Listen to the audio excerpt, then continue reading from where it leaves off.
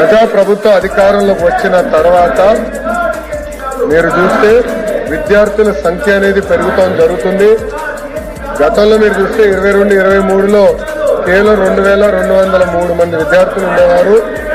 అదే ప్రజాప్రభుత్వ అధికారంలోకి వచ్చిన తర్వాత తొలి సంవత్సరంలోనే సుమారుగా 29,000 మంది విద్యార్థులకు ఇచ్చాం. ఈ సంవత్సరంలో కూడా 28,742 మంది విద్యార్థులకి ఈ 12(1)C కింద వాళ్ళ విద్యార్థులకి అవకాశాలు కల్పిస్తాం జరిగింది. దీంతో అర్థమైంది ఏంటంటే అవగాహన పెరిగింది సమాజంలో. అధికారులు కూడా దీని పెద్ద ఎత్తున ప్రచారం కూడా చేస్తాం జరిగింది. ప్రభుత్వ పాఠశాలలో అడ్మిషన్ శాతం 2022-23 7.6% తగ్గింది. 2023-24 3% తగ్గింది. 2024-25 3% తగ్గింది. ఇది గత తగ్గింది. ప్రజాప్రభుత్వ అధికారంలోకి వచ్చిన తర్వాత అవకతవకలు ఫేక్ డేటా తీసేసిన తర్వాత 2025-26లో 1.69% తగ్గింది అధ్యక్ష.